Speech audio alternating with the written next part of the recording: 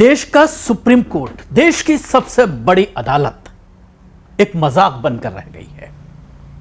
Supreme court ने जब bulldozer के ऊपर पाबंदी लगाई तो अब मुसलमानों के मकानों को डायनामाइट लगा करके उड़ाया जा रहा है। ये जाहिल अफसर शायद सुप्रीम कोर्ट की उस गाइडलाइंस को यह कहते हुए धता बता रहे हैं कि बुलडोजर पर ही तो पाबंदी लगाई गई है, डायनामाइट लगा करके उड़ाने पर पाबंदी नहीं लगाई गई है। जी हां, आप सही सुन रहे हैं।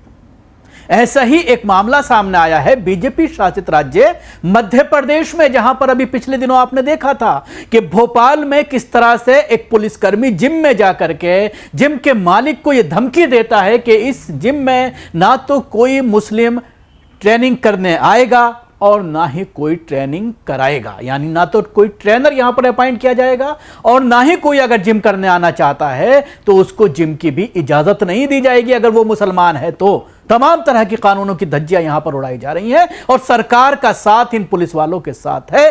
हिंदूवादी संगठनों की वजह से पुलिसकर्मियों ने कानून को पूरी तरह से नजरअंदाज कर दिया है, ताक पर रख दिया है। और जो मकान डायनामाइट से उड़ाया गया है उसके एक हिस्से को अवैध बताया जा रहा था। बाकायदा डॉक्टर इजहार साहब जो हैं, इजहार मुंशी, इन्होंने इस मकान को बाकायदा इंदौर नगर निगम की जो स्कीम थी उसमें प्लॉट लिया था स्कीम के तहत, और उसके बाद बाकायदा नक्शा पास कराया था, हाउस टैक्स जमा किया था, तमाम जो कानून के हिसाब से जो भी अनियमितताएं होती हैं उनको पूरा किया था। लेकिन इन तमाम चीज़ों के बाद, और 2 साल पहले मकान बनाया था, थोड़ा बहुत एक्सटेंशन इन्होंने, एक्सपेंशन करने की इन्होंने कोशिश की थी। अगर वो इलीगल था तो सिर्फ उसी हिस्से को गिराया जाना चाहिए था। हम देखते हैं नोएडा की बात करें या गुड़गांव की बात करें या फरीदाबाद की या गाजियाबाद अथॉरिटी की बात करें, 3 अथॉरिटी जो है देश की बड़ी अथॉरिटी मानी जाती है। नोएडा सबसे बड़ी है, उसके बाद बात करते हैं हरियाणा में गुड़गांव और गाजियाबाद अथॉरिटी भी बड़ी है, और उसके बाद नोएडा, ग्रेटर नोएडा और कई अथॉरिटी हैं जो जिनके नियम की अगर हम बात करें बाकायदा नक्शा पास कराया जाता है। नक्शा पास कराने के बाद मकान बनता है और उसके बाद एनओसी दी जाती है, कंप्लीशन सर्टिफिकेट दिया जाता है, यानी आपने नक्शे के हिसाब से ही घर बनाया है। और अगर उसमें किसी तरह की दिक्कत होती है तो सिर्फ उसी हिस्से को डेमोलिश किया जाता है जो नक्शे के विपरीत बना है। लेकिन यहां पर क्या किया गया, पूरे मकान को डायनामाइट लगा करके उड़ा दिया गया। यह भी परवाह नहीं की कि डायनामाइट लगाने से आसपास के मकानों को भी नुकसान पहुंच सकता है। तो मुस्लिम दुश्मनी इस हद तक देश में पहुंच गई है। वो अलग बात है कि आप पूरी दुनिया में ढिंडोरा पीटते रहिए कि मुसलमान यहां पर बहुत सुरक्षित हैं। असदुद्दीन ओवैसी भी आजकल विदेश के दौरे पर जाकर के वहां पर लोगों को यह बताने की कोशिश कर रहे हैं कि भारत में मुसलमान पूरी तरह से सेफ हैं। और जिस तरह से विदेशी दौरे में सलमान खुर्शीद भी बदलते हुए नजर आ रहे हैं, 370 को सही ठहरा रहे हैं पार्टी लाइन से खिलाफ जाकर के, तो आप समझ सकते हैं किस तरह का ये पूरा खेल चल रहा है। तो इस मामले को लेकर अब इजहार साहब का यह कहना है कि उन्होंने हाई कोर्ट का दरवाज़ा खटखटाया है, उन्हें इंसाफ की उम्मीद है। इस मामले को लेकर उन्होंने मुख्यमंत्री से भी मिलने की बात कही है और उसके साथ ही उनका यह आरोप है कि 10 लाख रुपये मुझसे रिश्वत मांगी गई थी, मैंने 5 लाख रुपये दे दिए थे। 5 लाख रुपए का दबाव बनाया जा रहा था जिसको मैं देने में विफल था और उसी की वजह से मेरे मकान को डायनामाइट लगा करके गिराया गया है। तो मामला मध्य प्रदेश का है। पूरे देश में मुसलमानों को लगातार निशाना बनाया जा रहा है। राजधानी भोपाल के बाद अब इंदौर में जिम में मुस्लिम ट्रेनर की पाबंदी की मांग उठने लगी है, तो वहीं अब इंदौर नगर निगम की कार्रवाई चर्चा में है। इंदौर नगर निगम ने डॉक्टर इजहार मुंशी का 4 मंजिला मकान ब्लास्ट कर गिरा दिया। इंदौर नगर निगम का आरोप है कि मकान नक्शे के खिलाफ बनाया गया था। इसके उलट डॉक्टर इजहार मुंशी ने नगर निगम के कर्मचारियों पर गंभीर आरोप लगाए हैं। उन्होंने दावा किया है कि नक्शा पास होने के बाद से निगम कर्मी 10 लाख रुपये की रिश्वत मांग रहे थे। कुछ दिन पहले उन्होंने 5 लाख रुपये दिए थे, लेकिन बाकी रकम न देने पर यह कार्रवाई की गई। पीड़ित डॉक्टर इजहार मुंशी ने बताया है कि मामला हाईकोर्ट में लंबित था। कोर्ट का आदेश आने से पहले ही इंदौर नगर निगम ने उनके मकान को ढा दिया।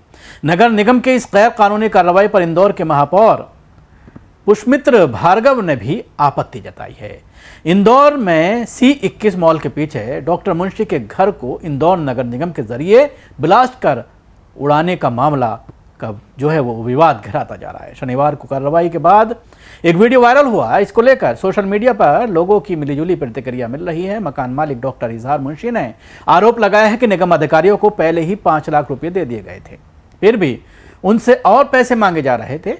वीडियो सामने आने के बाद रात में ही निगम आयुक्त ने कार्रवाई करते हुए भवन अधिकारी और निरीक्षण को भवन शाखा से हटा दिया है। रविवार को निगम ने डॉक्टर मुंशी की बिल्डिंग को ब्लास्ट करके पूरी तरह से गिरा दिया। प्रशासन का कहना है कि बिल्डिंग जर्जर हालत में थी और कभी भी गिर सकती थी, इसलिए इसको लेकर 2 दिन में लगातार जो है घटनाक्रम तेजी से बदल रहे हैं। सूत्रों का कहना है कि एक मंत्री ने भी इस विवाद में हस्तक्षेप किया था।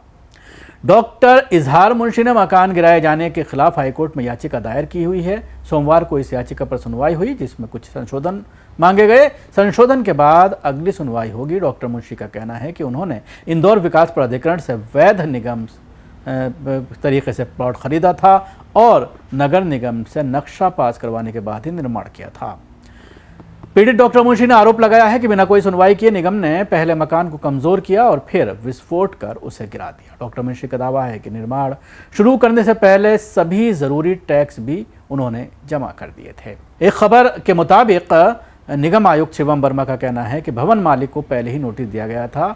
तय समय अवधि के बाद भी निगम निर्माण किया जा रहा था और मंजूरी से ज़्यादा हिस्सा बना लिया गया था, जो नियमों के खिलाफ है। डॉक्टर मुंशी का कहना है कि निर्माण 2 साल पहले ही पूरा हो चुका था और कोई नया निर्माण नहीं हो रहा था। उन्होंने दावा किया है कि बिल्डिंग को गिराने के लिए जानबूझकर बीच में पिलर को पहले कमज़ोर किया गया। डॉक्टर मुंशी का कहना है कि वो इस मामले को मुख्यमंत्री तक पहुँचाएंगे। अब तो बिल्डिंग गिर गई, आप दरवाज़ा खटखटाते रहिए और मुझे उम्मीद नहीं है कोर्ट से भी कि इस मामले में कोई ऐसा फैसला आएगा जिससे इस तरह के अधिकारियों की मानसिकता पर लगाम लगाया जा सके। अगर इनको एक बार सही से सबक सिखा दिया जाए, इनकी सैलरी से पूरा पैसा काटा जाए, न सिर्फ इनकी सैलरी से बल्कि अधिकारियों की सैलरी से भी, और तमाम लोगों को सस्पेंड किया जाए, तो उसके बाद कहीं एक मिसाल बन सकती है और इस तरह के करप्ट अधिकारियों पर लगाम लग सकती है।